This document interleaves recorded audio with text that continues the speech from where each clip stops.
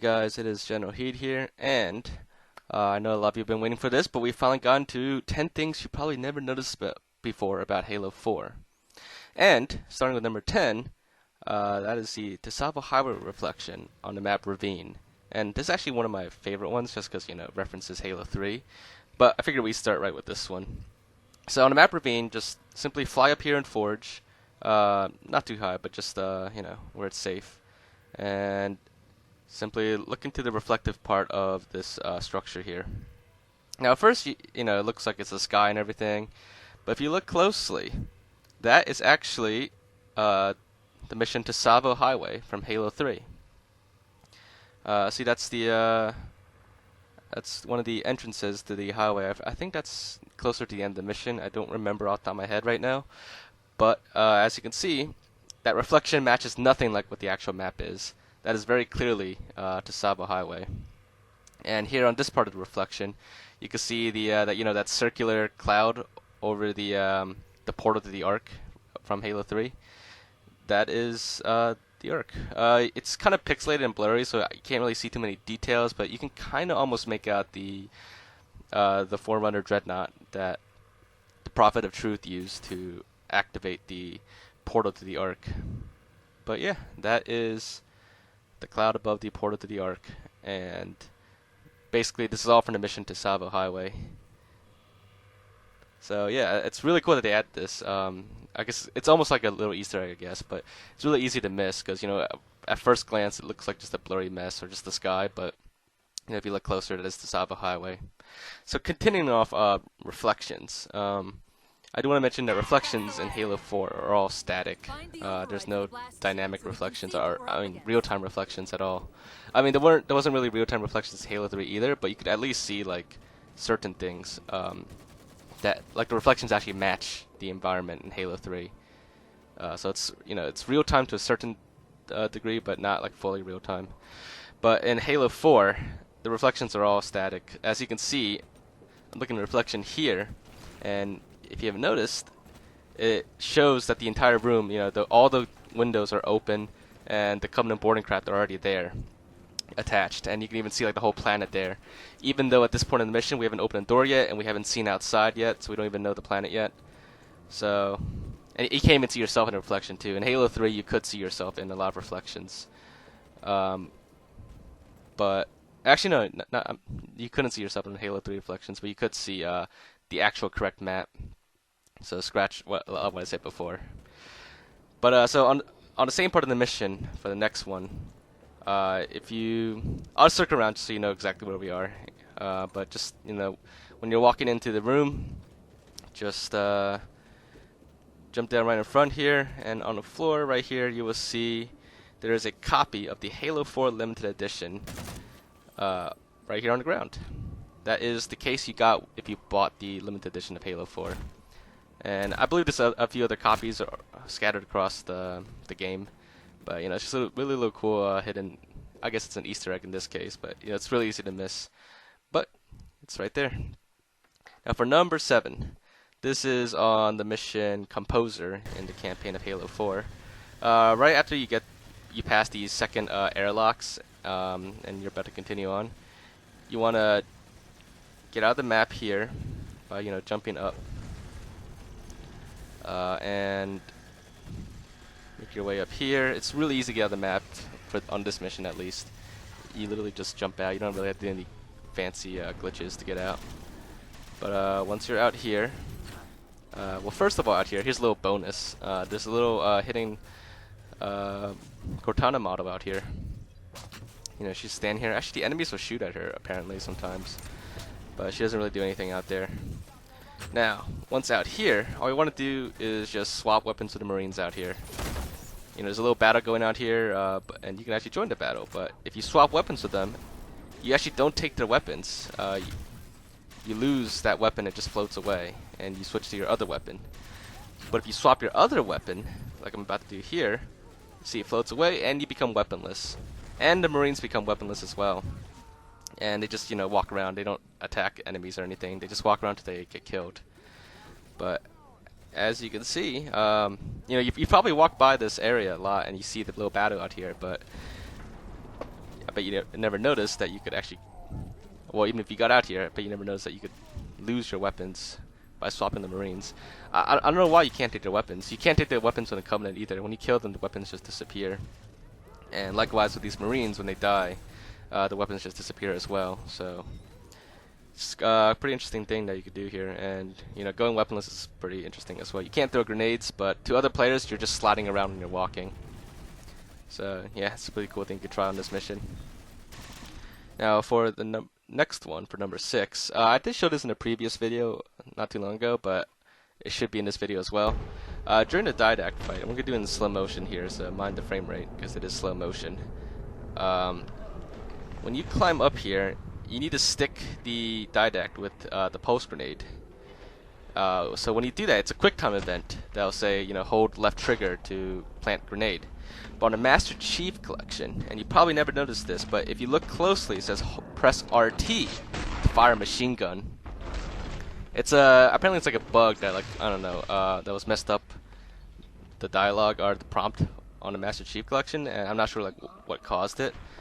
But apparently it wasn't always like that on the Master Chief Collection. It only happened after like a certain patch. And for whatever reason, it just says hold RT to fire a machine gun, which makes no sense. And if you actually hold RT to fire a machine gun, it doesn't do anything. You still have to hold LT to plant the grenade.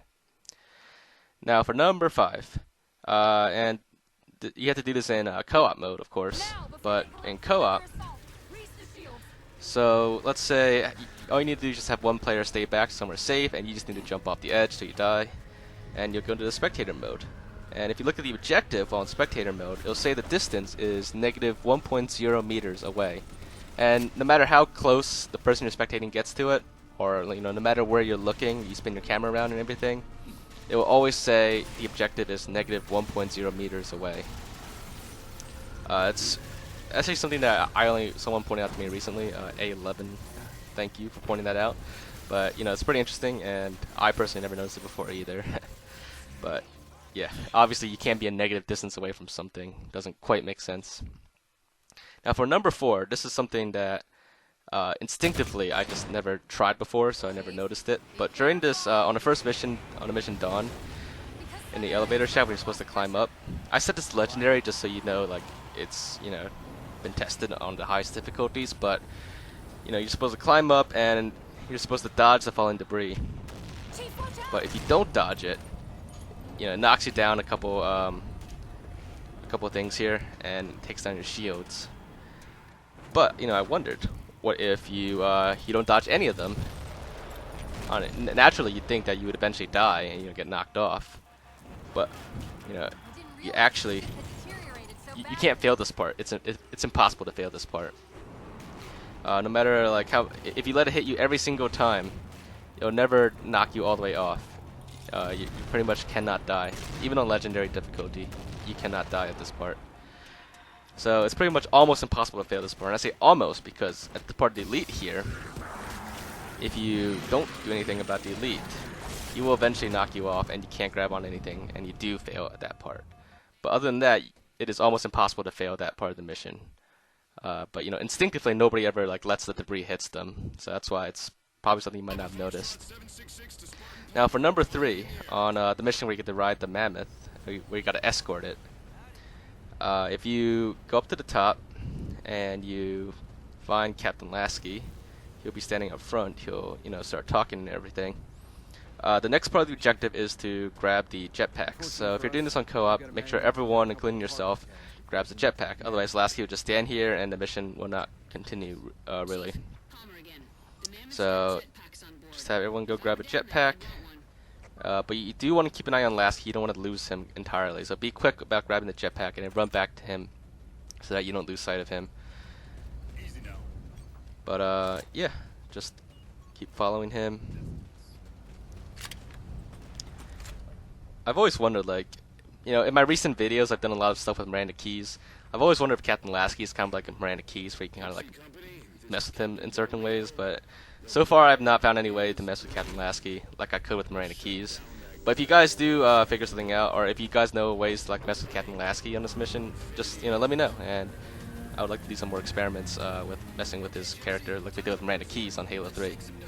And we did find some interesting things about Miranda Keys for sure. anyway, so just keep following Captain Lasky. You know, keep a stern eye on him. Don't let him out of your sight. So what you may not have noticed is if you follow him all the way through and keep an eye on him, he'll just come down here in the Mammoth and start typing, and then after a few seconds, just a little bit, poof, when you hit a loading point, he just disappears. Completely gone. Just vanished into thin air. However, obviously the mission will still continue, and even though he's not on the Mammoth anymore physically, all the other characters, you know, the dialogue and everything, still thinks he's on the Mammoth. Because eventually over the radio you will hear Captain Lasky again talking over the radio as if he's still on the elephant, and he'll still be with you on a mission, but in spirit technically. Now for number 2, this was an interesting one as well that someone also pointed out to me. But in Spartan Ops, on the very first mission, the very first episode called Land Grab, if you watch the cutscene, just pay very close attention to the cutscene once it loads up here. But we're going to pick our loadout first. So, the Pelicans are flying in. And this actually kind of reminds me of Warzone in Halo 5 with the Pelicans flying in and everything. But, I don't know, maybe this is what inspired the Warzone cutscenes when you're entering. But pay very close attention to where your Pelican drops you off here. Look at the scenery and everything, all the details. And now look where we spawned. Where we were dropped off does not at all match where we actually are. So basically, I don't know, I guess the cutscene was a little dropped us in the wrong place, but where it actually dropped us off was kind of like right there, sort of in the middle-ish of the battlefield. But at least I think that's where it dropped us off. It looks pretty close to where it dropped us off in the cutscene, but it did not actually drop us off where we actually spawned. So it's a little, I guess, mistake with the cutscene that you might not have noticed before. Now for the last one, for number 1, this one is a pretty awesome thing to do, and it's really fun, and it's my favorite one. It's not exactly a glitch, but it's just something you probably never noticed that you could actually do. So this is a long one because it's going to take a while to do, so that's why I saved the best for last for you guys. You're welcome. But all you gotta do is this is on a mission, Seize the Power, I believe. It's the third mission, the third episode, or what? Yeah, the third episode of the last firefight chapter or whatever. It's basically the third mission of the last episode, whatever you call it. I forgot what you call each Spartan Ops segment or whatever. But you know, you want to get to the very end, and you want to save, you know, as many vehicles as you can. The more you save, the better this will be. The faster it will be, at least. But you want to start boarding the Lich here. You know, it'll park on the edge of the cliff. You want to board it with vehicles, and you want to clear all the enemies on it so they don't interfere. I guess clear any AI on the vehicles if there are any, just in case. But just make sure there's no space here in the hangar area. But what you want to do is do not pull the core out of the Lich. That's the most important part. But once you clear the Lich, just keep using your jetpack to get off and grab more vehicles, and all you gotta do is just simply drive more vehicles onto the Lich. And that's it. And I recommend you do this with 4 people. You can do it by yourself easily, but it just takes longer by yourself. With more people, you can put more vehicles on the Lich at the same time, and it'll go a lot faster. But you know, I mean, I'm sure a lot of you have boarded the Lich with vehicles before, but what you probably never noticed is, see what we're doing here is, once you start putting a lot of vehicles onto the Lich, it will actually start sinking. You know, it is not like a static object there. It is still, you know, it's still got like all its physics attached to it. So the more vehicles you put on it, you actually start weighing it down, which is actually really interesting because according to the Halo Wiki, the Lich is supposed to be like a heavy like troop or vehicle carrying vehicle, something like that. I forgot what it was called exactly. I'm sure someone can like mention it in the comments. But basically, you know, it's kind of ironic because like it's supposed to be to carry like heavy vehicles and a lot of troops on board at once, but just a handful of vehicles is enough to weigh it down, and it will start gradually sinking. And the more vehicles you put on it, the faster it will sink, which is why I recommended you do this with as many players as possible, which 4 is the most you could do. But And of course, like I said earlier, save as many vehicles as you can, because the more you save, the more you can put on the Lich. If you run out of vehicles, it will still sink. It will just sink a lot slower. So, you know, if you're not in a hurry, then it's not a big deal. But in the case of this video, you know, we didn't want this to be like a 40-minute video or anything. So we got as many vehicles as we could, and I got a full fire team, or full lobby of people. And we are just putting as many vehicles on as possible within the amount of time. But as you can see, the Lich is already, it's already sunk a lot. And just putting a couple more vehicles on there, it's going to sink even faster now. So I think we're at the point where we have enough vehicles on board. I mean, I guess we possibly could go back and get like maybe a couple more vehicles, but I think we're good enough. You can, it's already pretty much weighed down a lot, and you could see it's rapidly sinking. Not like super fast, but you can. It's definitely very obvious that we're sinking. So yeah, for the rest of this, we're just gonna watch it sink. This is a good way to like ride down to like a lower portion of the map. However, it does not sink all the way. It will eventually stop sinking. I guess it hits like some kind of barrier that not even the Lich can go through.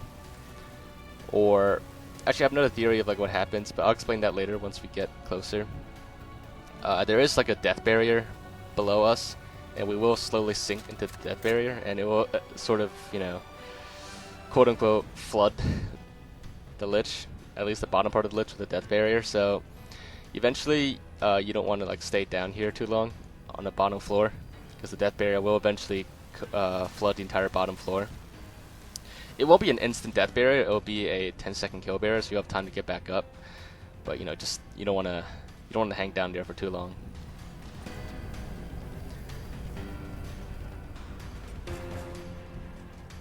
Now once down here, there's not really much you can do down here other than, you know, sightseeing. There is like a little platform over there, a little ledge, but you can't get there. It's not solid. So basically, by doing this, you're just basically doing it for the heck of it, for fun, or to show your friends. It's something, I don't know, pretty interesting you could do. But keep in mind, once you do this,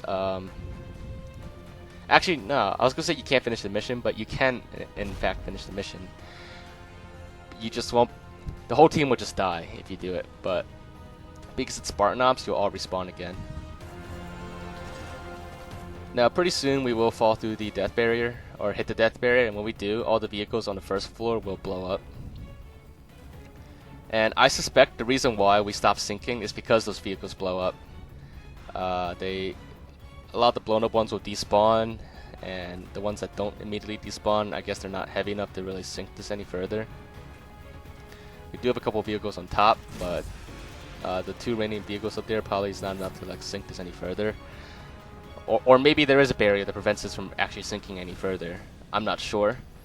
But if you guys want to test it, you know, feel free to go ahead and test it, and you know, let me know if my first theory was correct, because the vehicles blow up later, it just stops sinking. So you know, if you can get as many vehicles to the second floor might actually be safe enough, some parts of it at least.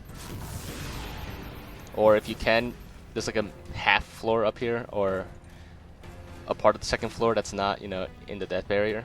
If you can get as many vehicles here and then just, you know, continue letting it sink, maybe it'll keep sinking.